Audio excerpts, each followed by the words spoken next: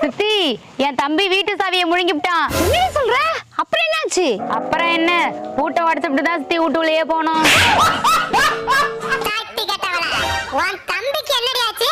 அவனை ஹாஸ்பிட்டல் அழைச்சிட்டு போய் சாவி எடுத்தாச்சு. எங்க அப்பா தான் இன்னும் ஃபீல் பண்ணிட்டு இருக்காரு. நீ ஆறுதல் சொல்ல வேண்டியதானே? சொன்னேன்டா, ஃபீல் பண்ணாதப்பா, இன்னொரு பூட்டு வாங்கிக்கலான்னு.